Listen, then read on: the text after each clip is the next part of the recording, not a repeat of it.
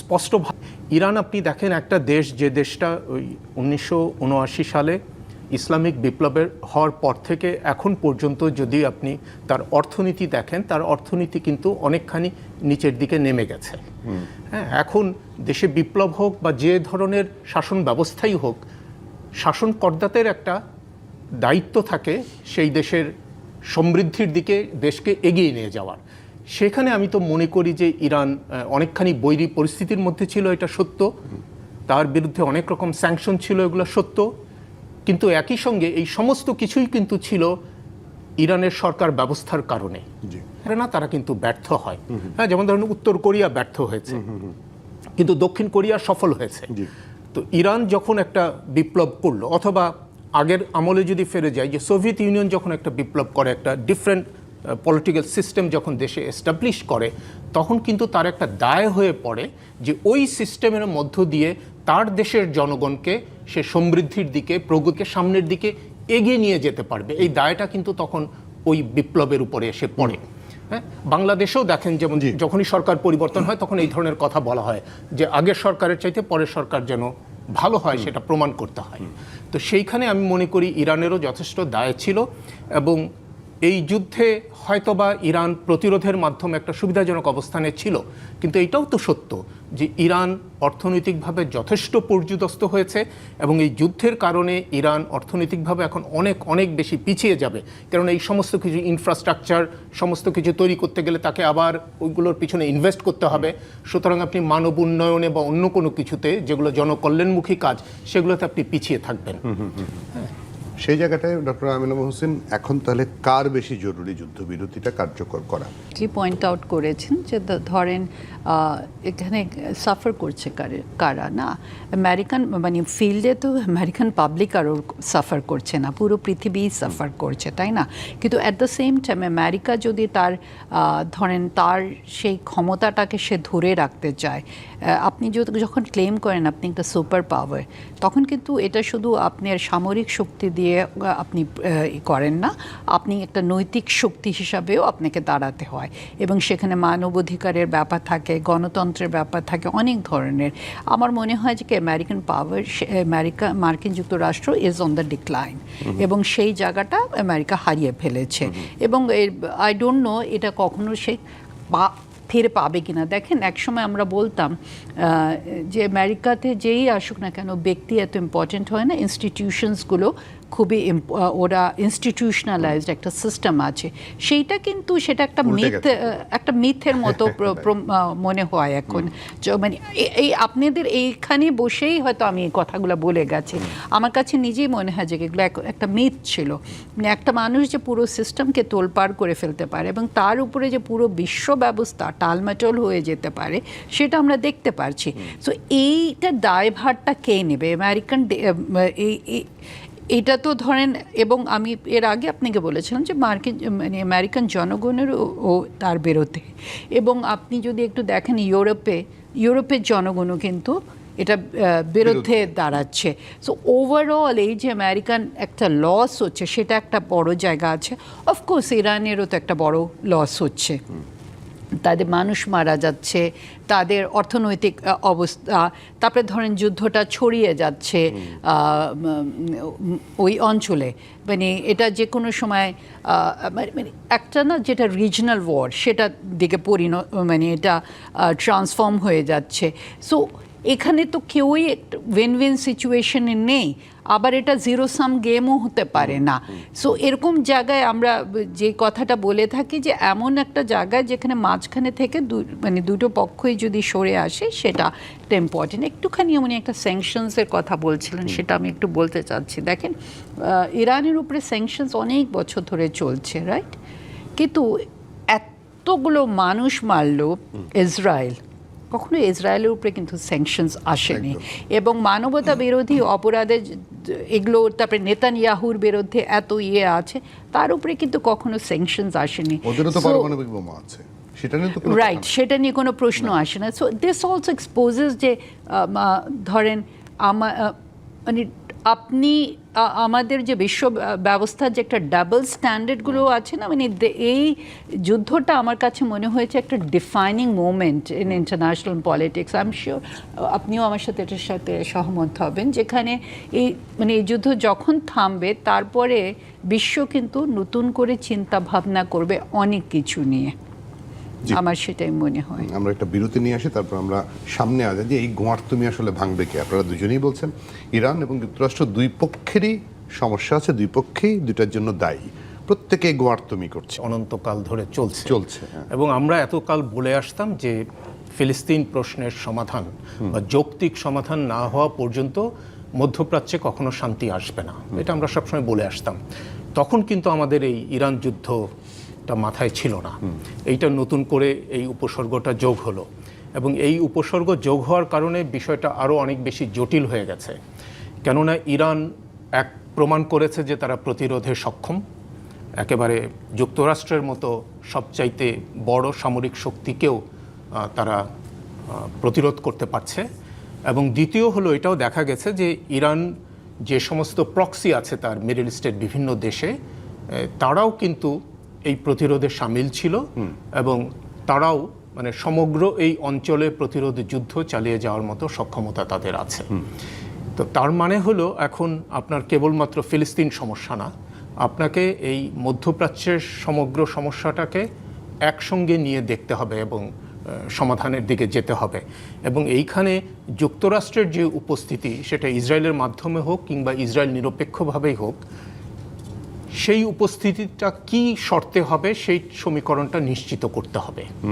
কেননা আগে বলা হয়েছে বা যেভাবে বলা হচ্ছিল যে মধ্যপ্রাচ্যের দেশগুলোর নিরাপত্তার জন্য যুক্তরাষ্ট্র সেখানে উপস্থিত থাকছে এবং যুক্তরাষ্ট্রের সেই মিলিটারি স্থাপনাগুলো সেই উদ্দেশ্যেই করা হয়েছে। কিন্তু এখন দেখা গেল যে সেই স্থাপনাগুলো থাকার কারণে ইরান কিন্তু প্রথমেই সেগুলোকে টার্গেট করে সেগুলোতে আঘাত করছে। তার মানে মধ্যপ্রাচ্যের কোনো দেশ যুক্তরাষ্ট্রের বলয়ে গিয়েও তার শান্তি নিশ্চিত করতে পারছে না। তো স্বাভাবিকভাবেই যেটা প্রফেসর আমিনা মহসিন বলেছেন যে এই যুদ্ধ কোনো না কোনো এক সময় তো কোনো না কোনো একভাবে শেষ হবে, তারপরের পৃথিবী একটা ভিন্ন পৃথিবী হয়ে যাবে। বিশেষ করে মধ্যপ্রাচ্য অবশ্যই সেখানে একটা ভিন্ন সমীকরণ আমরা তখন হয়তো দেখতে পাবো, যদি এটা একটা স্থায়ী সমাধানের দিকে আগায়। আর যদি স্থায়ী সমাধানের দিকে না আগায়, তাহলে এইভাবে এই যুদ্ধ কখনো বড় আকারে কখনো ছোট আকারে আমার ধারণা চলতে থাকবে। এবং এই যুদ্ধের পেছনে অন্য আরেকটা দেশেরও উপস্থিতি কিন্তু আছে, হ্যাঁ, সেটা প্রত্যক্ষভাবে না থাকলেও সেখানে চীনের একটা পরোক্ষ উপস্থিতি আছে। এবং সেই ইস্যুটা আমরা হয়তো সামনে যদিও দেখতে পাচ্ছি না, কিন্তু যুক্তরাষ্ট্রের মাথায় হয়তোবা সেই চীন ইস্যুটা এখানে বড় করে থেকে যেতে পারে। কিন্তু এই এলাকায় কিন্তু তারা হেরে গেছে, ব্যাপকভাবে হেরে গেছে ভিয়েতনামে। আমরা যদি আগে এইবারও এই নাটকগুলো এইগুলো আসলে মানুষ তো বোঝে, কিন্তু কোন দিকে যাব? যে এই ভয়ের কথা মাহফুজুর রহমান বললেন যে এরকম ছোট আকারে হোক বড় আকারে হোক বহুদিন চলতে পারে, চলার পরে নতুন পৃথিবী, কোন পৃথিবীতে যাচ্ছি আমরা? ধন্যবাদ আপনাকে। একটু আমার মনে হয় কিছু কিছু জিনিস একটু আমাদের আমার অ্যাটলিস্ট ক্ল্যারিফাই করা উচিত। কারণ যখন আমি বলছিলাম যে ইরানেরও দায়িত্ব আছে, বাট এটা নিয়ে কখনো আমি আমেরিকা আর ইরানকে সমান সমান একেবারেই না। All I was trying to say যে ইরানেরও একটা দায়িত্ব আছে বিশ্ব শান্তির প্রতি সেই জায়গাটাতে। আর আপনি ওনাকে যখন প্রশ্ন করছিলেন তখন আপনি বলছিলেন যে ইরানের যারা আছে তারাও ক্ষমতা ছাড়বে না। ওদের ক্ষমতা ছাড়া তো কথা না। আপনি যুদ্ধের এটা যদি মানে একটা যুদ্ধের মাধ্যমে রেজিম চেঞ্জ কি করে, এটা কেন করবে সে? এটা তো মানে এই জায়গাটাতে তো আমাদের মানে আমরা ডিসকাশনে যাচ্ছি না। এটা যদি মানে আমি আসলে আপনি মানে এটা বুঝতে পারিনি। আমেরিকার সকল যে গণতন্ত্র প্রতিষ্ঠা করার একটা স্লোগান, না ওটা আমেরিকা নিজে না, সেটা তার ব্যাপার। সেটা তো আমেরিকা তো অন্যান্য দেশে না, আমেরিকা তো এই শাসন ব্যবস্থা চায় না, তারা না, যারা চায় না সেটা যদি ওরকম করে পাওয়ারফুল হয় তারা সেই পাওয়ারটা তাদের হবে। মানে সেটাই তো সে মানে যেই জায়গাটা আমি প্রথমেই বলেছিলাম যে এখানে ইন্টেলিজেন্সের ব্যর্থতা ছিল এবং যেভাবে তাকে এক্সপ্লেইন করা হয়েছিল কিংবা যেভাবে ইন্টারপ্রেট করা হয়েছিল সেখানে আপনি দেখেন এখন আপনি রেজা শাহ পাহলভিকে কোথাও দেখতে পারছেন এই পিকচারে কোথাও উনি নেই।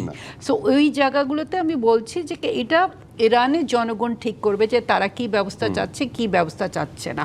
আপনি ইউক্রেনের প্রশ্ন আমাকে করেছিলেন, দেখেন ইউক্রেনে আমি প্রথমেই আপনাকে একটা কথা বলেছিলাম যে এখানে হয়তো আজকে পরিস্থিতি পৃথিবী এই অবস্থায় থাকতো না যদি ওনার মতন একজন আনপ্রেডিক্টেবল ব্যক্তি না থাকতো। অবশ্য দেখেন আমরা ইরাকের ব্যাপারটাও দেখেছি, সেখানেও একটা বিরাট ইন্টেলিজেন্স ফেলিয়ার হয়েছিল এবং কিভাবে আমরা লিবিয়া দেখেছি, লিবিয়া ধ্বংস হতে দেখেছি। সো এইটা তো হতে পারে না যে আপনি যেটা পছন্দ হচ্ছে না সেটাকে আপনি তছনছ করে দিচ্ছেন। এখন ইউক্রেনের অবস্থা আপনি দেখেন, এই যুদ্ধ তো অনেক দীর্ঘ মেয়াদি চলছে তাই না, এবং লিটারালি সমস্ত কিছু ধ্বংস হয়ে যাচ্ছে। সো এই যে আমরা যখন বলছি, আপনিও বলেছেন এই জিনিসটা যে এরপরে কিন্তু আমরা একটু রিডিফাইন আমাদেরকে করতে হবে যে আমরা বিশ্ব মোড়ল হিসেবে আর কাউকে দেখতে চাই কি না, কিংবা কি ধরনের পৃথিবী আমরা চাই না। হবে না এমন কোনো কথা আছে কি? এটা কি সেভাবেই হয় যে আমরা যারা অন্যান্য দেশ আছি, ধরেন আমেরিকার বিরুদ্ধে যে 195টা দেশ একসাথে হলে মানে একটা মানে এইটা আমাদের চাওয়ার কথা না, এটা আমেরিকান জনগণই চাইবে যে কি ধরনের তারা দেশ দেখতে চায়, সেটা তারাই চাইবে, এটা আমাদেরকে বলতে হবে না। এবং সেই জায়গাটাতে আমার মনে হয় আপনি জোর করে একটা জিনিস চাপিয়ে দেবেন অন্য দেশে, সেটা তো হতে পারে না তাই না, এটা ভেতর থেকেই আসতে হয় যদি চেঞ্জ হয়। আপনি ভিয়েতনামের এক্সাম্পল দিয়েছিলেন, ভিয়েতনাম থেকে তাদেরকে উইথড্র করতে হয়েছেন। আপনি আফগানিস্তান দেখেন তছনছ হয়ে গেলে আজকে, কিন্তু কোথায় সেই জায়গাটাতে তালেবানরা তো আবার ফেরত আসলো তাই না।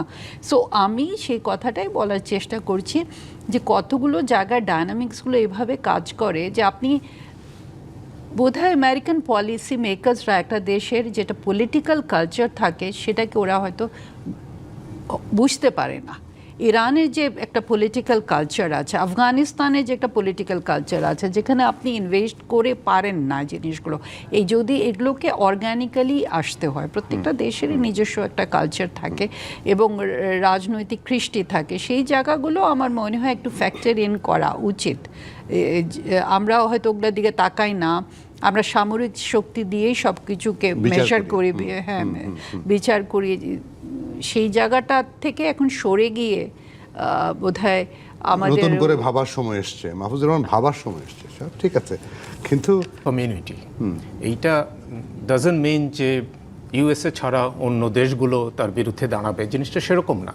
কিন্তু যারা মনে করেন যে এমন একটা আন্তর্জাতিক পদ্ধতি থাকা উচিত যে পদ্ধতির মধ্যে প্রতিটা দেশের সার্বভৌমত্ব নিশ্চিত হয় এবং একই সঙ্গে সাধারণভাবে সব দেশের মানুষের স্বাধীনতা খর্ব হওয়ার কোনো সুযোগ থাকে না, সেই রকম একটা পরিস্থিতি যদি আমরা সবাই চাই তৈরি করার জন্য, তাহলে তখন হয়তো রিফর্মের কথাগুলি আসবে এবং একই সঙ্গে যেভাবে আন্তর্জাতিক পরিস্থিতি এখন নিয়ন্ত্রিত হচ্ছে সেইভাবে তখন হয়তো আর এগুলো নিয়ন্ত্রিত হবে না। তার মানে সবগুলোর মধ্যেই কোনো না কোনো রকম সংস্কার আসবে। এখন সংস্কার এসে সেটা এক্স্যাক্টলি কীরকম অবস্থায় দাঁড়াবে সেইটা অনেকেই আছে প্রেডিক্ট করছেন, কিন্তু আমরা ঠিক এই মুহূর্তে ওই জিনিসটা প্রেডিক্ট করতে পারি না। তবে যেহেতু পৃথিবী বদলাবে, আমরা আশা করি যে নতুন যে পৃথিবীটা হবে সেই পৃথিবীটা এই সময়ের কনটেক্সটে অ্যাপ্রোপ্রিয়েট হবে। সে তখন আবার প্রশ্ন আসে নেতৃত্বকে, কে নেতৃত্ব দেবে? একটা আলোচনা বিরতি নিয়ে ফলে বিপদে পড়বে না। দেখেন এখনো তো বন্ধ হয়নি তাই না, হরমুজ বন্ধ হয়ে গেছে। আপনি বাবুল মান্দাবের কথা বলছিলেন, সেটাও থ্রেট করা হচ্ছে যে যেটা বন্ধ করে দেওয়া হবে এবং হুতিরাই হয়তো অ্যাটাক করবে সেই জায়গাটাতে। আমার মনে হয় কিছুটা তো যেটা আছে যে রিজার্ভগুলোর ব্যাপার আছে, যে কোন দেশের কাছে কতটা রিজার্ভ আছে, বাট সেটা তো কোনো ভায়াবল সলিউশন হতে পারে না। আমার মনে হয় সেই জায়গাটাই কিন্তু প্রেশারটা আসবে। এটাকে ইরান একটা ট্রাম্প কার্ড হিসাবে রাখছে, এবং সেখানেই আমার মনে হয় যে এটা আমেরিকা বলেন, আপনি নেটো কান্ট্রিজগুলো, যারা ইউরোপিয়ান কান্ট্রিজগুলো আছে, সেই জায়গাটায় তারা প্রেশারটা আনবে। কারণ আমার মনে হয় না যে কি যুদ্ধটা অতদিন গড়াতে দেওয়া হবে যেখানে একটা ক্রাইসিস, মানে যেটা বলা হয় অল্টারনেট কান্ট্রিজগুলো বা অন্যগুলোকে আপনি ইউজ করেন, বাট সেগুলো তো এখনও তো ওভাবে আমরা তো সেটাতে হয়ে আসিনি না, এখনও অভ্যস্ত হয়ে আসিনি, বা সেই রুটসগুলো বলেন বা সোর্সেসগুলোকে তো আমরা সেভাবে ইউজ করিনি। আমি আপনাকে যখন প্রথমে বলছিলাম না যে ভাবার সময় এসেছে, এই যুদ্ধটার মাধ্যমেই কিন্তু প্রত্যেকটা দেশ এখন মানে নিজের অল্টারনেট সোর্সেসগুলোও কিন্তু চিন্তা করা আরম্ভ করবে। নিজের ধরেন এই তেলের উপরে থেকে ডিপেন্ডেন্সটা কমিয়ে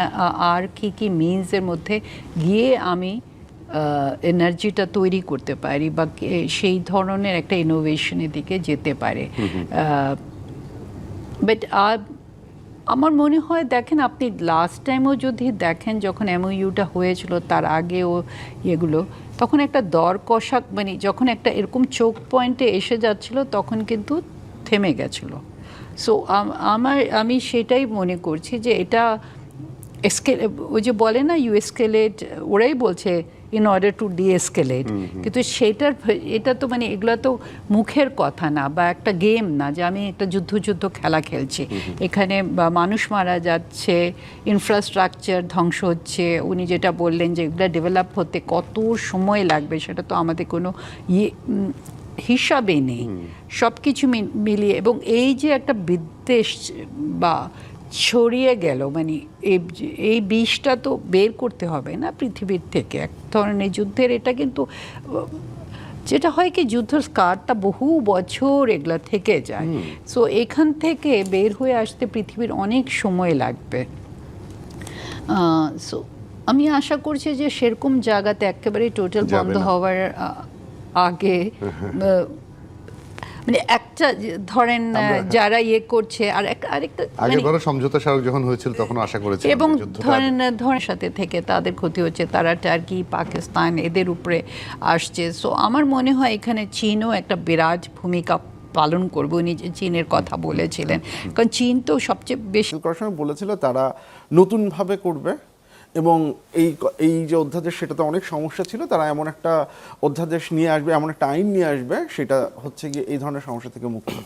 আনফর্চুনেটলি যে ড্রাফট যেই আইনটা তারা তৈরি করেছেন, বিল যেটা তৈরি করেছেন, সেখানে যদি দেখেন সেখানে দুইটা ব্যাপার। এক, হিউম্যান রাইটস কমিশনের যেই অপারেশনাল ইন্ডিপেন্ডেন্স তো ডিপেন্ড করে যে এখানকে হিউম্যান রাইটস কমিশনের কমিশনার যারা হবেন এবং মেম্বার যারা হবেন তারা একটা নন পার্টিজান কিনা, তারা মানে পার্টিজান ইন্টারেস্টকে সার্ভ করেন কিনা, সেটা থেকে তাদেরকে মুক্ত রাখতে হবে। এবং সেটার জন্য তো একটা সার্চ কমিটি বলেন বা একটা হচ্ছে গিয়ে প্রক্রিয়া থাকতে হবে। এখন বিএনপি যে সার্চ কমিটিটা প্রপোজ করছে, সেখানে কিন্তু স্টিল সরকারি দলের সংখ্যাগরিষ্ঠতা থাকছে এবং তারা মিলে হচ্ছে সিদ্ধান্তটা নিচ্ছেন। দ্বিতীয় যে ব্যাপারটা, যেই বিএনপি 31 দফায় একটা স্পষ্ট দফা আছে, আমার ঠিক মনে নেই, খুব সম্ভবত 8 বা 9, সেখানে তারা বলেছিল যে সাংবিধানিক প্রতিষ্ঠানগুলোর নিয়োগের ক্ষেত্রে তারা একটা অল পার্টি পার্লামেন্টারি কমিটি করবে, সেখানের মাধ্যমে হচ্ছে গিয়ে তারা একটা হিয়ারিং করবে, যে হিয়ারিংয়ে ভেটিং হবে। আমার এই আইডিয়াটা খুব পছন্দের একটা আইডিয়া, কারণ নর্মালি সার্চ কমিটির থেকেও এটাকে আমি পছন্দ করি। কেন পছন্দ করি আমি বলি, সার্চ কমিটিটা না, ধরেন হচ্ছে কি আপনি এখানে বিরোধী দলের নিলেন, সরকারি দলের নিলেন, তারা একটা ঘরে বসে আলাপ আলোচনা করে তাদের মধ্যে কি আলাপ আলোচনা হলো না হলো, কিসের বেসিসে তারা এসে করলেন আমরা জানতে পারলাম না। কিন্তু ধরুন প্রধানমন্ত্রী একটা নাম প্রপোজ করলেন, এখন যদি একটা অল পার্টি পার্লামেন্টারি কমিটির সামনে একটা হিয়ারিং হয়, সেই হিয়ারিংয়ে বিরোধী দলের যারা নেতা আছেন বা যারা এমপি আছেন, আমি তো ধরে নিতে পারি তারা একটা প্রস্তুতি নিয়ে আসবেন যে এই লোকটা এই কাজের জন্য এই কারণে যোগ্য না, তার অতীত ইতিহাসগুলো দেখা হবে, তিনি কোনো সোশ্যাল মিডিয়ায় কোনো পোস্ট করেছেন কিনা সেটা দেখা হবে। আমরা সরাসরি দেখতে পারবো যে তাকে কি ধরনের প্রশ্ন করা হচ্ছে, তাকে কি ধরনের উত্তর তিনি দিচ্ছেন এবং তিনি আসলে এই পোস্টের যোগ্য কিনা। আমার একটা অংশগ্রহণের একটা অপরচুনিটি তৈরি হবে। সার্চ কমিটির একটা ঘরের আলোচনায় সেই অপরচুনিটিটা থাকে না। বিএনপি যদি এই প্রক্রিয়াটাও অনুসরণ করত, বিএনপি যদি এই all party parliamentary committee hearing vetting, কারণ এটাতে যেটা হয় যে আপনি যদি একজন লোককে ধরা যাক প্রধানমন্ত্রী সিলেক্ট করেছেন, এখন তার রেকর্ড খুঁড়তে যে এমন কিছু বের হলো যে তিনি আসলে বোঝাই যাচ্ছে এই কাজের জন্য যোগ্য না, কারণ সেটা কিন্তু প্রধানমন্ত্রীর জন্য একটা এম্বারাসিং সিচুয়েশন। আইদার তাকে উইথড্র করতে হবে, সেটাও এম্বারাসিং, অথবা তাকে ওনাকে নিয়ে পুশ করতে হবে, যেটা যদি ইলেকশন হয় ভোটের রাজনীতিতে তার একটা নেগেটিভ ইম্প্যাক্ট থাকবে। সো এইটা একটা ডিটারেন্ট হিসেবে কাজ করতে পারে। প্রধানমন্ত্রী যখন কাউকে নিয়োগ মানে কারোর নাম সাজেস্ট করবেন, উনি এইটা চিন্তা করবেন যে এই লোকটাকে আমি বেসিক্যালি হচ্ছে গিয়ে একটা ওয়েটিংয়ের মধ্যে ফেলে দিচ্ছি, এবং যেই লোকটার নাম উনি সাজেস্ট করছেন উনিও চিন্তা করবেন যে আমার অতীতের সকল রেকর্ড এখন হচ্ছে গিয়ে পাবলিকের সামনে চলে আসবে। সো এইটাও যদি আমরা করতে পারতাম, আনফর্চুনেটলি আমি এখন পর্যন্ত বিএনপিকে আপনি যেটা বললেন সেই কাজগুলো আমি করতে দেখছি না, এবং এইটাই হচ্ছে আমার জন্য মানে যেটা আমি বললাম, আমি লিবারেল ডেমোক্রেটিক যে framework, check and balance, institutional check and balance, এবং ডেমোক্রেসি শুধুমাত্র নির্বাচন না, নির্বাচন হচ্ছে আপনাকে গণতন্ত্রের দিকে যাত্রাটা শুরু করে, কিন্তু ডেমোক্রেটিক একটা সিস্টেম যদি আপনি ডিজাইন করতে না পারেন, আপনি যদি এই চেক অ্যান্ড ব্যালেন্স না পারেন, আপনি যদি পলিটিক্যাল পার্টিগুলো নিজেদের মধ্যে কম্প্রোমাইজড একটা সিচুয়েশনে পৌঁছাবে এরকম একটা জায়গা যদি আপনি তৈরি করতে না পারেন, তাহলে সেই গণতন্ত্র কোথাও সুসংহত হতে পারে না। সো আনফর্চুনেটলি আমি সেই ভয়টা পাচ্ছি, এবং যেটা আপনি বলছেন যে অনেক ক্ষেত্রে আমি দেখতে পাচ্ছি যে বিএনপি আইদার ভুলে গেছে, আচরণে বৈপরীত্য দেখা যাচ্ছে। আপনার কি মনে হয় যে এসব কথাবার্তা ওই আগে যেমন আমরা বিভিন্ন অন্তঃসার শূন্য কথাবার্তা বলতাম, মানুষজন শুনতো, শেষ পর্যন্ত রেজাল্ট আসতো না, ওই রকম কিছুই হচ্ছে? দেখুন আমার কাছে মনে হয় এটা হচ্ছে বিএনপি আসলে জুলাই চার্টার বলতে কি বোঝে এক্স্যাক্টলি। বিএনপির ডেফিনেশনটা is different than the definition of us, আমাদের অনেকের থেকে। বিএনপি জুলাই চার্টার বলতে তারা অক্টোবরে যে জুলাই চার্টারটা সাইন করেছে, যেটাতে নোট অফ ডিসেন্ট ছিল, তারা সেই নোট অফ ডিসেন্ট সহ জুলাই চার্টারটাকেই বোঝে। আনফর্চুনেটলি বিএনপির ডিসকাশনে রেফারেন্ডাম এবং রেফারেন্ডামে যে 4টা প্রশ্ন ছিল সেইটার ভিত্তিতে যে জুলাই চার্টার, সেইটাকে হচ্ছে গিয়ে তারা ঠিকঠাক মতো সেভাবে তারা জুলাই চার্টারকে হচ্ছে গিয়ে ডিফাইন করছেন না। সো যখন প্রধানমন্ত্রী বলেন যে জুলাই চার্টারকে তারা অক্ষরে অক্ষরে পালন করবেন, তখন আপনার একটা আশা থাকে এটা হচ্ছে গিয়ে বিএনপির জুলাই চার্টার ভার্সন। কিন্তু এইখানে আবার ঝামেলা আছে, বিএনপির সেই জুলাই চার্টারের ভার্সনে তো একটা কি বলে জুডিশিয়ারির ক্ষেত্রে, বিচার বিভাগের ক্ষেত্রে সেক্রেটারিয়েটের, ইন্ডিপেন্ডেন্ট সেক্রেটারিয়েটের, বিচার বিভাগের অধীনে সেক্রেটারিয়েটের কথা ছিল। তা বিএনপি কি সেটা অক্ষরে অক্ষরে পালন করবে কি করবে না, এইটা তো আমাদের জানা দরকার। বিএনপির সেই যেই জুলাই চার্টার, সেখানে তো হচ্ছে গিয়ে জুডিশিয়ারির অ্যাপয়েন্টমেন্টের যে সিস্টেম, সেইটার ব্যাপারে তো হচ্ছে গিয়ে বিএনপির ঐকমত্য ছিল, নোট অফ ডিসেন্ট ছিল না। বিএনপি কি সেটা অক্ষরে অক্ষরে পালন করবে না করবে না, এই প্রশ্নগুলোর উত্তর কিন্তু হচ্ছে গিয়ে আমরা এখনো পাচ্ছি না। বিএনপি যদি ওই জায়গাগুলো থেকেও সরে আসে, আচ্ছা, তাহলে আপনি যেটা বললেন যে তাহলে পুরো জিনিসটাই হচ্ছে রেটরিক, জনগণকে একরকম বলা, এবং বিএনপির এগেনস্টে সেই সন্দেহের তীরটা কিন্তু উঠছে, কারণ বিএনপির একজন নেতা সংসদে সরাসরি বলেছেন যে আমরা গণভোটে হ্যাঁ বলেছি কারণ আমরা ইলেকশন তাড়াতাড়ি চাচ্ছিলাম। এই ধরনের বক্তব্য কিন্তু সন্দেহকে আরও ঘনীভূত করে। এই যে এত সংস্কার নিয়ে এখন কথা হচ্ছে, বিরোধী দল ওয়াকআউটও করছে, তো এই সংস্কার প্রক্রিয়া 1 বছরের মাথায় আমি প্রথম আলোতে আপনার একটা ইন্টারভিউ পড়ছিলাম, যেখানে আপনি বলছিলেন যে পুরো প্রক্রিয়াটি এলিট পরিচালিত সংস্কার প্রচেষ্টা, এবং আপনার অভিযোগ ছিল যে সাধারণ জনগণ সেখানে আসতে পারলো না। আপনার কি মনে হয় যে এই যে আমরা এত সংস্কারের স্বপ্ন দেখলাম, এই স্বপ্নগুলি অন্তর্বর্তী সরকার এতটাই প্রক্রিয়া জটিল করে ফেললো, কঠিন করে ফেললো, যে সাধারণ মানুষ বুঝতেই পারলো না যে কি নিয়ে কথা হচ্ছে, এবং এই দায়টা আসলে অন্তর্বর্তী সরকারের ঘাড়েই যায়?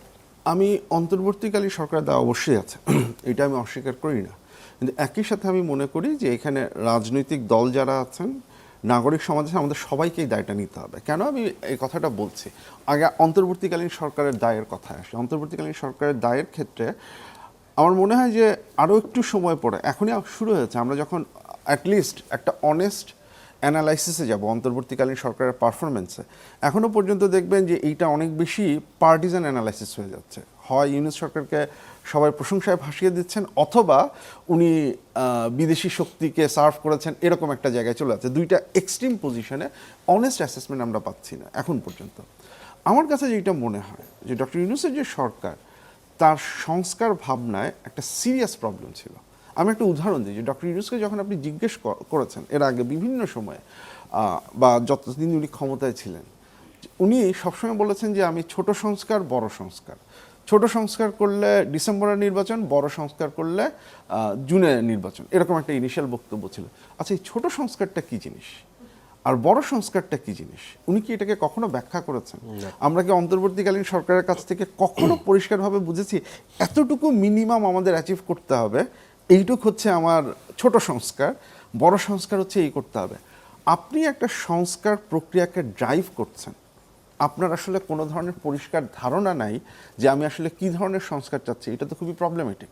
এবং আমার কাছে মনে হয়েছে যে অন্তর্বর্তী সরকার এই ক্ষেত্রে রাজনৈতিক দলগুলোর একটা চাপের মাঝখানে পড়ে গেছে। বিএনপি অফকোর্স অবভিয়াসলি সংস্কারের বিশাল বিস্তার চাচ্ছিল না, এনসিপি বা জামাত অনেক কিছু এক্সপেক্ট করছিল। সো অন্তর্বর্তী সরকার তার নিজস্ব পজিশনিংটা ঠিক না করে যে এই পর্যন্ত আমার দরকার, এই ম্যান্ডেটটা কিন্তু তার আগস্টে, সেপ্টেম্বরে, অক্টোবরে, নভেম্বরে, ডিসেম্বরে ছিল। আপনি 2024 সালে তখন যদি খুব পরিষ্কার করে তারা এই আইডিয়াটা দিতেন যে এইটুকু হচ্ছে গিয়ে আমরা করতে চাই, তাহলে কিন্তু হতো। এইটা হচ্ছে তার ব্যর্থতা। দেখুন, এরপরে আপনি যখন হচ্ছে গিয়ে কমিশন গঠন করলেন, কমিশন গঠন করার পরে তখন কিন্তু ইনিশিয়ালি সিটিজেনের কিছু ওপিনিয়ন নেওয়া হয়েছে। আপনি 46,000 মানুষের একটা সার্ভেও করেছেন। এই সার্ভেগুলো নিয়ে আপনি এই সার্ভেটা করেছেন, এটা কি আপনার রেসপন্সিবিলিটি ছিল না এই সার্ভে রেজাল্টগুলোকে প্রচার করা, মানুষজন আসলে কি চাচ্ছে সেটা নিয়ে ডিটেলস জানানো? আমরা আপনারা কি একদম, আমি জানি যে এটা হয়েছে, এই রিপোর্টগুলো পাবলিশ হয়েছে, সবই ঠিক আছে, কিন্তু এইটা নিয়ে কি কোনো ডিটেল ডিসকাশন হয়েছে যে মানুষজন আসলে এই চায় এইভাবে? সেটা তো হয়নি, নাম্বার ওয়ান। নাম্বার টু, এরপরে যেইটা হয়েছে, আপনি কনসেনসাস কমিশন যখন হয়েছে তখন তো এটা পলিটিক্যাল পার্টির মধ্যে একটা নেগোসিয়েশনের জায়গায় চলে গেছে। এই পুরো জায়গাটায় সিটিজেনের তো কোনো অংশগ্রহণ ছিল না। আপনি যদি দেখেন কনসেনসাস কমিশনের যে আলোচনা এটা যে চলেছে, সেই আলোচনায় যারা অংশগ্রহণ করেছেন তাদের মধ্যে নারীর অংশগ্রহণ, তাদের মধ্যে রিলিজিয়াস বা এথনিক মাইনরিটি এই কমিউনিটি থেকে অংশগ্রহণ, সেটা নিয়ে তো প্রশ্ন আছে। শুধু তাই না, এর বাইরে আমরা বেসিক্যালি এই যে বিষয়গুলো নিয়ে আলাপ আলোচনা হচ্ছে, এইটা নিয়ে কোনো আমি মানুষের কাছে পৌঁছাতে দেখেছি কিনা, আমি দেখিনি। আমার মনে আছে যে আমার একটা গবেষণার কাজে বিএনপির এখানে ভুলের কিছু নেই, এইটাই বিএনপির স্ট্র্যাটেজি, বিএনপি এইটাই করতে চায়। এনসিপি যেই রাজনৈতিক দলটা জুলাই গণ অভ্যুত্থান পরবর্তীতে হয়েছে, তার তো এটা রেসপন্সিবিলিটি ছিল এটা মানুষের কাছে যে পৌঁছানো এবং মানুষকে বোঝানো যে আমার রাজনৈতিক কাঠামো এই চেঞ্জগুলো দরকার, এবং এই চেঞ্জটা যদি হয় তাহলে আপনার কি উপকার হবে এটা তো বুঝাতে হবে। এনসিপি তো ক্ষমতা কাঠামোর কেন্দ্রে যাওয়ার জন্য বেশি ব্যস্ত ছিল, নাগরিক সমাজও নেয়নি। সিভিল সোসাইটির যে গ্রুপগুলো ছিল তারা একটা পর্যায়ে এইটা নিয়ে হচ্ছে গিয়ে তারা খুবই কনসার্ন ছিল যে ক্ষমতা কোন দিকে যাচ্ছে, তারা এর মাধ্যমে হচ্ছে কোনো ইনস্ট্যাবিলিটিকে ইনভাইট করছেন কিনা এইটা নিয়ে তাদের শঙ্কা ছিল। কিন্তু সবচেয়ে যেটা গুরুত্বপূর্ণ কথা, তারা এই যে মানুষকে বোঝানো যে আমার রাষ্ট্র কাঠামোয় একটা বড় ধরনের পরিবর্তন দরকার, সেটা কি এবং সেটা আপনাকে কিভাবে এফেক্ট করবে, এই দায়িত্বটা এটা কেউ নেয়নি। As a result of that, এই যে আলোচনা যেটা হয়েছে সেটা একটা নেগোসিয়েশন, যে আউটকামটা এটাকে আপনি তারপরে সিটিজেনের কাছে পাঠিয়েছেন যে বাবারা তোমরা কি এটার সাথে একমত না দ্বিমত। মানুষজন শেষ পর্যন্ত একমত আছে, মানুষজন এটাকে ট্রান্সলেট করেছে তার নিজের আইডিয়া অনুযায়ী। সে চেঞ্জ ইজুকাল টু এইটা। কিন্তু এটার বিপদ যেটা হচ্ছে, আপনি যখন এটাকে ডিনাই করবেন তখন এই মানুষ যে অ্যাংরি হবে বা মানুষজন যে প্রেশার ক্রিয়েট করবে সরকারের উপরে, সেটার জন্য মানুষকে এটাকে ভালো মতো বুঝতে হবে, ওন করতে হবে যে এটা আমার প্রজেক্ট, সেই ওনারশিপটা আমরা তৈরি করতে পারি। সো এটার দায়ভার আমি যেটা বললাম যে এই তিনটা গ্রুপের সবাইকেই নিতে। অনেক লেখালেখি হয়েছে, আহমদ সফা লিখেছেন, প্রফেসর মাহবুবুল্লাহ লিখেছেন, তীব্র সমালোচনা করেছেন। আপনি এই যে ইন্টেলেকচুয়াল যে সমাজটা রয়েছে, যে সমাজটাকে আমরা ধারণা করেছিলাম যে আওয়ামী লীগের সময়ের নিষ্ক্রিয়তা কাটিয়ে উঠে বা ওই সময়ের ভুল ত্রুটিটাকে স্বীকার করে নতুনভাবে নিজেদেরকে নিয়ে ভাববেন, সেই ভাবনাটাকে আপনি দেখেন এই পরিবর্তিত বাংলাদেশেও? আমি এখনও দেখি না, টু বি ভেরি অনেস্ট। এবং আমার কাছে যেটা মনে হয়, আমি নর্মালি যে ডানপন্থী বামপন্থী যেটা বলা হয়, যেটা মানে ধরেন বামপন্থী তো কমিউনিস্ট ওই অর্থে বলা হয়, আমি সেটার থেকে অন্যভাবে একটু চিন্তা করি। আমি লিবারেল কনজারভেটিভ এই স্পেকট্রামে চিন্তা করি, এবং সেই জায়গায় আনফর্চুনেটলি আমার কাছে মনে হয় যে আমাদের যে নাগরিক সমাজ বা বুদ্ধিজীবী, তাদের লিবারেলিজমে হিস্ট্রিক্যালি একটা বড় ধরনের সমস্যা আছে ঐতিহাসিকভাবে। আমি একটু জিনিসটাকে এইভাবে ব্যাখ্যা করি। দেখেন, একটা সময় 47-এর পরে আমাদের যারা বুদ্ধিজীবী ছিলেন তাদের জন্য এটা একটা ঐতিহাসিক দায়িত্ব ছিল যে নিজেদের আইডেন্টিটিটা, এইটার না একটা আনইনটেন্ডেড কনসিকুয়েন্স হচ্ছে। কনসিকুয়েন্সটা হচ্ছে এই আইডিয়াটা এই যে ভিশনটা আমরা তৈরি করেছি এটা একটা এক্সক্লুশনারি এই অর্থে যে এইটা ভাষাভিত্তিক, এটা সংস্কৃতি ভিত্তিক, এইটা অন্যান্য যে জাতিসত্তা একটা দেশের মধ্যে আছে সেইটাকে হচ্ছে গিয়ে আপনার ঠিকঠাক মতো অ্যাকনলেজ করতে পারে না। এবং as a result of that এইটা হচ্ছে অনেক বেশি প্রতিবাদী এক ধরনের লিবারালিজম আমরা হচ্ছে গিয়ে এখানে পেয়েছি। এটা একটা বড় ধাক্কা, বড় পরীক্ষার মুখে পড়লো 72 এর পরে, আমাদের কনস্টিটিউশনে বাঙালি জাতীয়তাবাদ আসার পরে, যখন হচ্ছে অন্য জাতিসত্তার মানুষজনের কি হবে এই প্রশ্নটা যখন আসলো, তখন আমাদের লিবারেলরা তাদের যেই উইকনেসটা ছিল সেটাকে তারা অ্যাড্রেস করলেন না। তারা এক্সক্লুশনারি যে লিবারালিজম সেটার মধ্যেই হচ্ছে গিয়ে তারা থেকে গেল। আওয়ামী লীগের অনেক কর্মকাণ্ডের বিরুদ্ধে চোখ বন্ধ করেছিল বিকজ তাদের মনে হয়েছিল যে এইটাই একমাত্র তাদের ভ্যালুজের সাথে হচ্ছে গিয়ে যায়। কিন্তু কোন লিবারেল ভ্যালু আপনাকে গুম করা, রাষ্ট্র যখন গুম করবে সেটার ব্যাপারে চুপ থাকতে এনকারেজ করে? কোনো লিবারেল ভ্যালু সেটাকে করে না। কোন লিবারেল ভ্যালু আপনি একজন ইন্ডিভিজুয়ালকে যে কোনো সময় হচ্ছে গিয়ে ধরে নিয়ে যাবেন উইদাউট এনি কোয়েশ্চেন, তার রাইটসগুলো যেগুলো আছে সেগুলোকে ডিনাই করবে রাষ্ট্র, সেটার ব্যাপারে আপনাকে চুপ থাকতে বলে? কোন লিবারেল ভ্যালু আসলে এই কথাটা বলে? কোনো লিবারেল ভ্যালু এটা বলে না। সো আমরা যাদেরকে লিবারেল হিসেবে আইডেন্টিফাই করি বা প্রোগ্রেসিভ হিসেবে আইডেন্টিফাই করি, তারা আসলে কতখানি লিবারালিজমের চর্চা করেছেন বা কতখানি লিবারেল ছিলেন সেই প্রশ্নটা কিন্তু হচ্ছে গিয়ে চলে আসে। As a result of that এখন এসে এই যে তারা এই কাজটা করেননি তার ফলটা কিন্তু এখন ভোগ করতে হচ্ছে। এখন এসে যখন তারা রাইটসের কথা বলছেন সবাই তাদেরকে মনে করে দিচ্ছেন যে আপনি তো ওই সময় ছিলেন না। এই যে ঐতিহাসিক একটা পথ পরিক্রমে আমরা এখানে এসেছি, অ্যান্ড দেন আমাদের নিজেদের যে বোঝাপড়াটা আসলে বাংলাদেশের পার্সপেক্টিভে, অফকোর্স লিবারালিজমের যেমন একটা ইন্টেলেকচুয়াল বেসিস আছে, সেটা তো তার হিস্ট্রির মধ্য দিয়েও হচ্ছে গিয়ে যায়। তো আমাদের এইখানে লিবারালিজমের যে ডিসকোর্সটা সেটাকে আমরা আসলে কিভাবে সাজাবো, এবং সেইখানে আসলে যে আমি যেমন মনে করি ইন্ডিভিজুয়াল রাইটস হচ্ছে স্যাক্রোস্যাঙ্ক্ট, এটা সবার উপরে যাবে। সো এইটা নিয়ে এটার সাথে আরেকজন লিবারাল ডিসএগ্রি করতে পারেন, এবং সেইখানে হচ্ছে কি একটা সর্ট অফ ডিসকাশনের মাধ্যমে সোসাইটিতে একটা লিবারাল ভ্যালুর একটা এসে দাঁড়াতে পারে। সেই প্রচেষ্টা তো নেই। As a result of that, যেটা আমি বললাম যে এই প্রোগ্রেসিভ ধারণাটা এইখানে হচ্ছে গিয়ে অনেক বেশি উইকেন একটা জায়গায় হচ্ছে গিয়ে চলে আসছে, যার ফলটা আমরা ভোগ করছি। আমি রিসেন্টলি তো দেখলেন যে শেখ হাসিনা ফিরে আসবে কি আসবে না এসব নিয়ে বেশ বড় রকমের আলোচনা হচ্ছে। গতকালই ভারতের পররাষ্ট্র মন্ত্রণালয়ের মুখপাত্র রণধীর জয়সওয়াল যেটি বলেছেন যে শেখ হাসিনাকে প্রত্যর্পণের অনুরোধ পরীক্ষা করে দেখা হচ্ছে, ভারত সেটা পরীক্ষা করে দেখছে। তো আমি রিসেন্টলি আপনি আওয়ামী লীগের ফিরে আশা নিয়ে বেশ লম্বা একটা অ্যানালিসিস করেছেন, যার একটা অংশে আপনি লিখেছেন যে Awami League's denial is interestingly something the party learn from Jamaat Islam. If Jamaat Islam can succeed without acknowledging its role during liberation war, if the party can succeed without acknowledging the nation's achievement in 1971, why cannot Awami League do the same?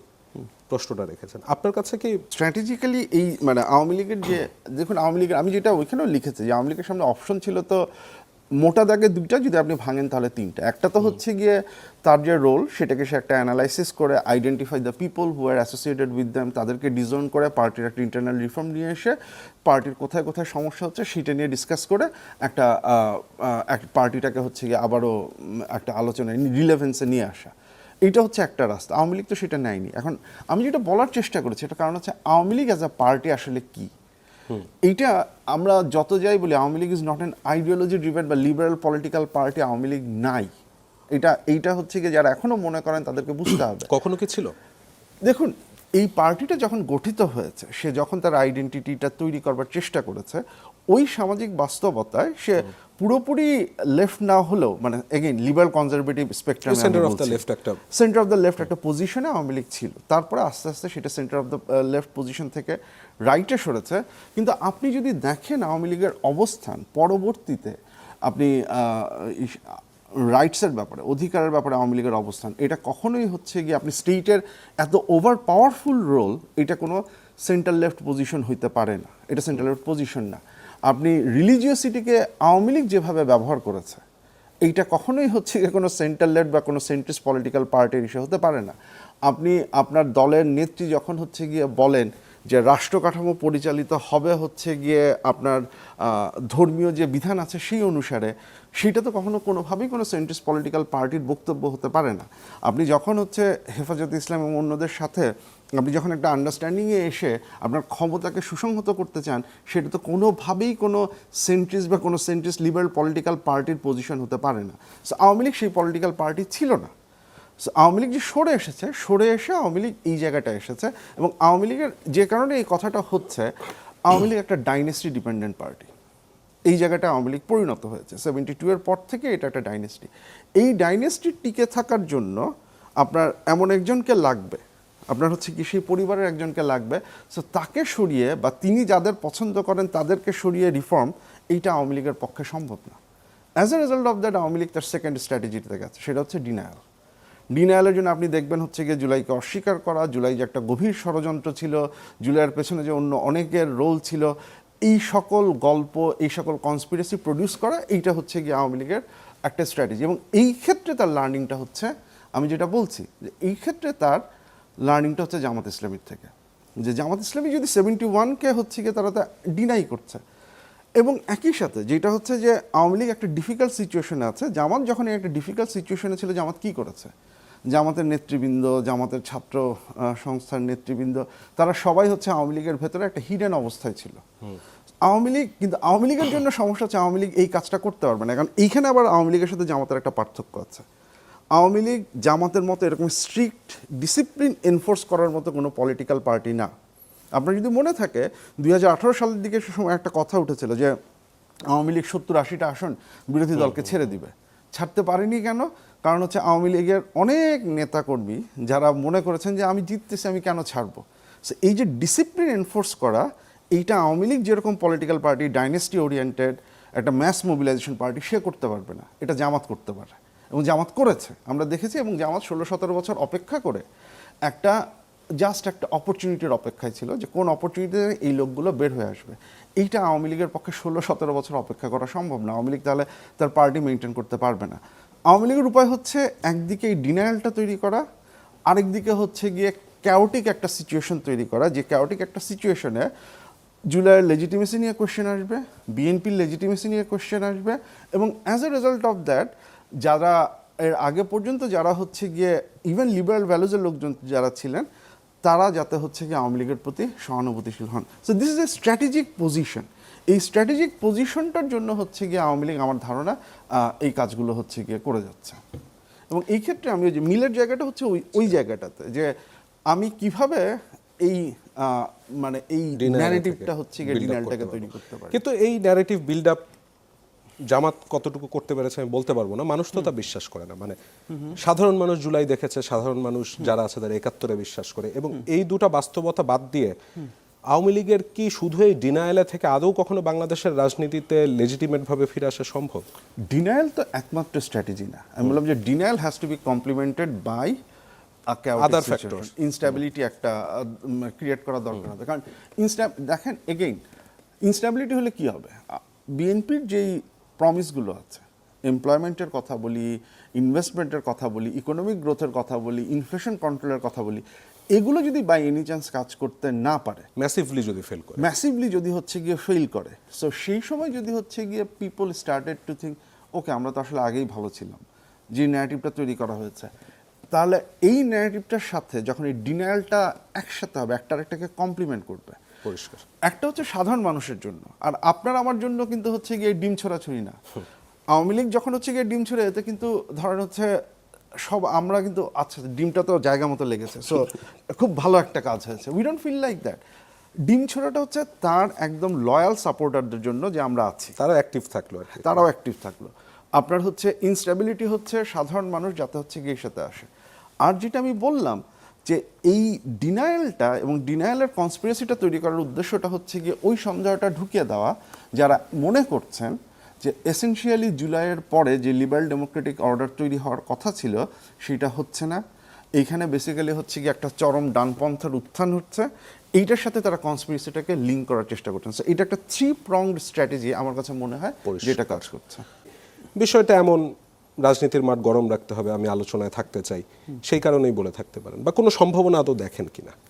এইটা আপনি যেটা বললেন যে রাজনীতির মাঠ গরম রাখা, আলোচনায় থাকা, সেইটা একটা, বাট সেটারও এগেইন একটা স্ট্র্যাটেজিক, আমার কাছে যেটা মনে হচ্ছে স্ট্র্যাটেজিক কারণ আছে। স্ট্র্যাটেজিক কারণটা হচ্ছে এইটাই যে আমি যদি ইনস্ট্যাবিলিটি তৈরি করতে চাই বা আমি যদি হচ্ছে গিয়ে একটা সিচুয়েশন তৈরি করতে চাই, তাহলে আমাকে তো মোবিলাইজ করতে হবে।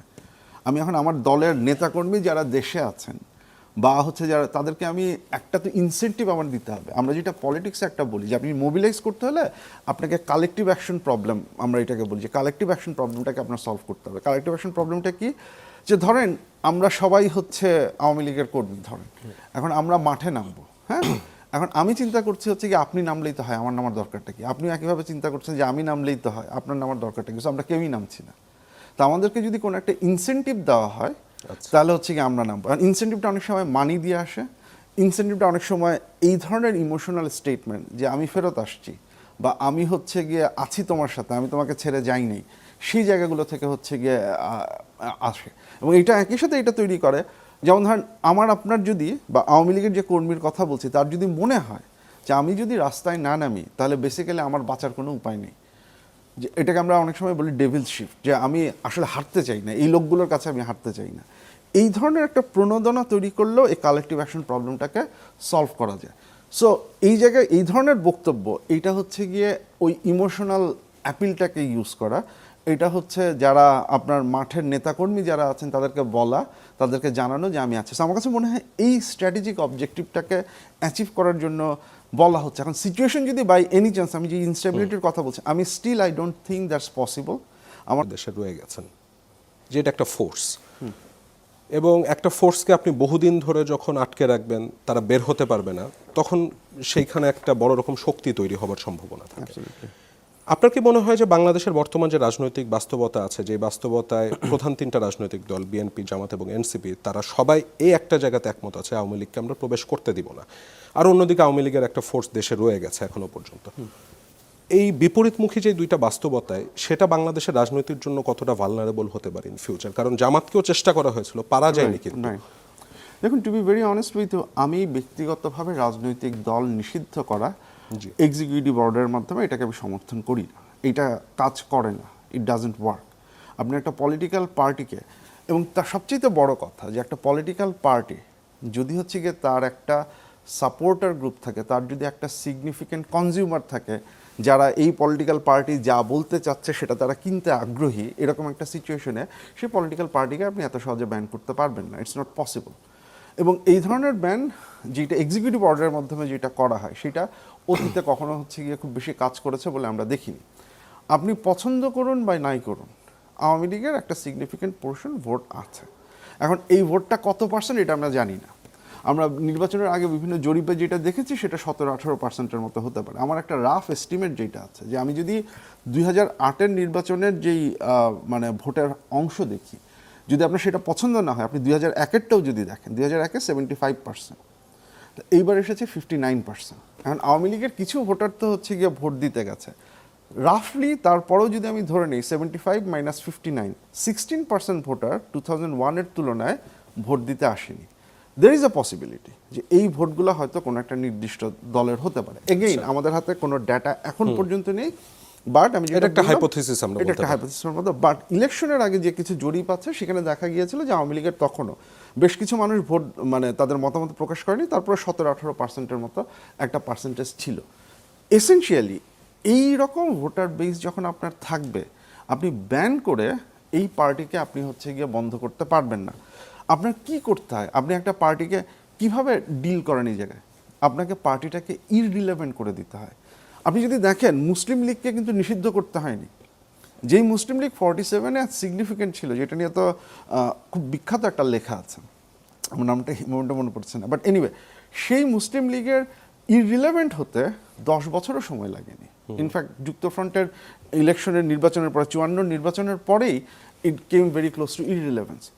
এখন ইররিলেভেন্সটা কখন হয়, যখন আপনি যেই ইস্যু বা যেই বিষয় নিয়ে হচ্ছে গিয়ে পলিটিক্স করছেন সেই প্লেসটা কেউ দখল করে নিচ্ছে।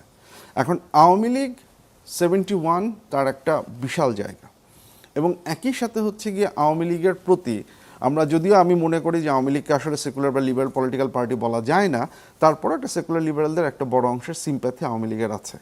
এখন এই জায়গাটুক যতদিন পর্যন্ত খালি থাকবে ততদিন পর্যন্ত বার আওয়ামী লীগের রিলেভেন্স থাকার হচ্ছে গিয়ে পসিবিলিটি থাকবে।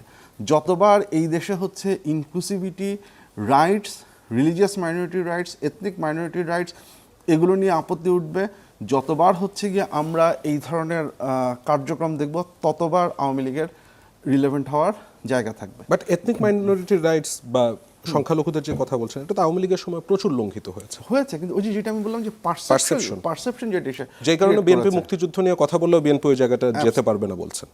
বাট সম্ভব, বিএনপির পক্ষে সম্ভব, যে সম্ভব না। কিন্তু বিএনপির বিপদ যেটা হচ্ছে যে বিএনপি তো শুধুমাত্র এই ধরুন এই লিনিং লোকের ভোটে তো বিএনপি ক্ষমতা আসে না, বিএনপি তো রাইট উইং এর ভোটও আছে। যে কথাটা আমি বলতে চাচ্ছিলাম, এমন কোনো পলিটিক্যাল পার্টি বা ফোর্সের যদি ইমার্জ হয় যারা এই ভ্যাকুয়াম জায়গাটাকে দখল করে নিতে পারে, যারা 71-কে ওন করবে, যারা ইন্ডিভিজুয়াল রাইটস বা এই যে রাইটস যেগুলো বলছি, ইনক্লুসিভিটির যে জায়গাটা বলছি, সেইটাকে হচ্ছে গিয়ে তারা ধারণ করবে, তারা হচ্ছে এই লিবারাল ডেমোক্রেটিক ফ্রেমওয়ার্কটার ব্যাপারে কমিটমেন্ট দেখাতে পারবে। এবং সেই কমিটমেন্ট দেখানোর মাধ্যমে আওয়ামী লীগ থেকে যেই লিবারাল অংশটা ডিফেক্ট করেছে তাদেরকে যারা নিয়ে আসতে পারবে, এই ঘটনাটা যদি ঘটে শুধুমাত্র তখনই আওয়ামী লীগের ইররিলেভেন্ট হওয়ার একটা পসিবিলিটি আছে।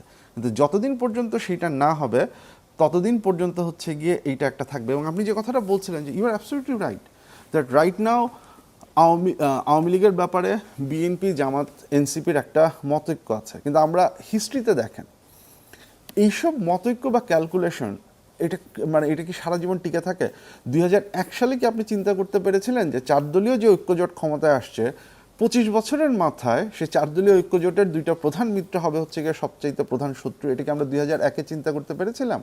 আমরা কি আদৌ এই ধরনের কোনো সিচুয়েশন আমরা চিন্তা করতে পেরেছিলাম কিনা? 2006-এও এসে আপনি কি চিন্তা করতে পেরেছিলেন যে 2014-15-তে এসে হেফাজতের কোনো একটা মিটিংয়ে শেখ হাসিনাকে কওমি জননী ঘোষণা করা হবে? এটা কি আপনি চিন্তা করতে পেরেছিলেন 2001-2-এর দিকে? বা 96 সালে আরও 96 থেকে 2001-এর যে আওয়ামী লীগ সরকার, সেটা কি আপনি চিন্তা করতে পেরেছিলেন? Politics always make strange bed ফেলোস, আমরা যে কথাটা বলি। জামাত যদি দেখে আওয়ামী লীগের ফেরত আসলে বিএনপির ভোট কমে যাবে, বা বিএনপির যে ভোটগুলো, যেমন এইবারের নির্বাচনে তো আওয়ামী লীগের বেশ কিছু ভোট বিএনপিতে গেছে, যদি এই ভোটটাকে জামাতেও গেছে, কিন্তু এসেনশিয়ালি আপনি যদি দেখেন হিসাব অনুযায়ী, স্পেসিফিক্যালি আপনি যদি সুনামগঞ্জের দিকে দেখেন, তারপরে হচ্ছে গিয়ে আপনি খুলনাতে দেখেন, একটা বড় অংশের ভোট হচ্ছে গিয়ে আপনার আওয়ামী লীগের ভোট এইদিকে গেছে। এখন জামাতের যদি মনে হয় যে আমি যদি বিএনপির ভোটকে ভাগ করতে পারি, আওয়ামী লীগের ভোটগুলো যদি হচ্ছে বিএনপিতে যাওয়া প্রিভেন্ট করতে পারি, তাহলে আমার ক্ষমতায় যাওয়ার পসিবিলিটি বেড়ে যায়। যেটা তারা এবার 31% পেয়েছে, সেটাকে যদি আমি 37-38% নিয়ে যেতে পারি, বিএনপির যদি হচ্ছে গিয়ে সেই দিকে ভোট কমে, আওয়ামী লীগের ভোট বা এই ভোটগুলো যদি অন্যদিকে যায়, তাহলে Jamaat can be interested in bring back Awami League. আমি যেটা বললাম যে স্ট্র্যাটেজিক্যালি। আবার যদি বিএনপি মনে করে যে আমার সাথে আওয়ামী লীগ থাকলেই তো জামাতের নিশ্চিহ্ন হয়ে যাওয়ার সুযোগ থাকে সবচেয়ে বেশি। আবার অন্যদিকে বিএনপির ক্ষেত্রে যদি দেখি, তারাই সবচেয়ে বেশি ভিক্টিমাইজড হয়েছে আওয়ামী লীগের সময়। তো এই দুই বাস্তবতায় কি আদৌ মানে ওই রাজনীতির শেষ কথা বলে কিছু নেই, এটি খাটে কিনা? দেখুন, সিচুয়েশন তো চেঞ্জ হয়, মানে যে কনটেক্সটে আওয়ামী লীগ যেটা 2014, আমি স্পেসিফিক্যালি 8 থেকে যদি আমরা বলি, কিন্তু আপনি 2014-15 ইলেকশন যেটা হলো, সেটা পরবর্তীতে যদি দেখেন যে আওয়ামী লীগ অপোজিশন যে ফোর্সটাকে যেভাবে ব্রুটালি একদম হচ্ছে গিয়ে অ্যাবলিশ করার যেটা চেষ্টা করেছে, এই political, but I know that based on some of the studies that we have done in some certain areas, Awami League থেকে বলা হয়েছে বিএনপির ক্যান্ডিডেটকে ভোট দিতে 2026-এ। সো আপনি কি এগেইন 2014, 15, 16, 17-তে যেই ছাত্রদল, যেই বিএনপির নেতাকর্মীকে আওয়ামী লীগ একদম ধ্বংস করে দিতে চেয়েছে, 2026-এ এসে স্ট্র্যাটেজিক্যালি হচ্ছে গিয়ে স্ট্র্যাটেজিক ভোটিংয়ের জায়গাটা, এটা তো হচ্ছে গিয়ে আওয়ামী লীগ করেছে। বা আপনি যেটা বললেন যে জামাতের জায়গাগুলোতেও হচ্ছে গিয়ে ভোট ইস্যু হয়েছে। তো এই স্ট্র্যাটেজিক ভোটিং তো বা স্ট্র্যাটেজিক ডিসিশন মেকিং তো হচ্ছে গিয়ে পলিটিক্সে হয়। সো সিচুয়েশন যদি চেঞ্জ হয়, যেটা আমি বললাম যে এই এগ্রিমেন্ট যদি থাকে তাহলে এক জিনিস, কিন্তু প্রত্যেকটা পলিটিক্যাল পার্টি তার নিজের ইন্টারেস্ট অনুযায়ী at the end of the day চিন্তা করবে। আমি জানি না সেটা 2031-এ হবে কিনা, সেটা 2031-এ হতে পারে, সেটা 2036-এ হতে পারে, সেটা 2040-এ হতে পারে, অ্যাজ লং অ্যাজ যেটা আমি বললাম যে আপনার পলিটিক্যাল স্পেকট্রামের এই জায়গাটা কেউ ভ্যাকুয়ামটা ভ্যাকুয়ামটা কেউ দখল করতে না পারছে, ততদিন পর্যন্ত এই ক্যালকুলেশনের জায়গাগুলো বহাল থাকার খুব ভালো এই পসিবিলিটি ভ্যাকুয়ামটি কি কখনো এনসিপির দখল করবার সম্ভাবনা ছিল? ছিল। এনসিপির ছিল, এনসিপি নিজের হাতে সেটাকে নষ্ট করেছে। এনসিপি যেই প্রমিসটা নিয়ে ইনিশিয়ালি শুরু করেছিল, আপনি যদি দেখেন যে এনসিপি তাকে জাতীয় নাগরিক পার্টিতে ছিল, আপনি জাতীয় নাগরিক পার্টিতে থাকা অবস্থায় তারা তখন তো constitutional reform commission, constitutional reform কমিশনের সংবিধান সংক্রান্ত যেই হচ্ছে গিয়ে যেই প্রস্তাবগুলো তারা দিয়েছে, সেটা যদি দেখেন that's a very liberal framework. আপনি যদি এসেনশিয়ালি এনসিপির পজিশনগুলো দেখেন জাতিসত্তার কোয়েশ্চেনে, NCP was very clear about that. And to be very honest, এনসিপির মধ্যে এমন অনেকেই আছেন তারা বেসিক্যালি মনে করেন যে রাষ্ট্রের হচ্ছে গিয়ে নিজস্ব ধর্ম থাকার বিষয়টা নিয়ে প্রশ্ন করা উচিত। একটা মানে কঠিন লিবারাল একটা আইডিয়া ছিল, এবং এই ডিসকোর্সটা ওয়াজ ভেরি হেলদি উইদিন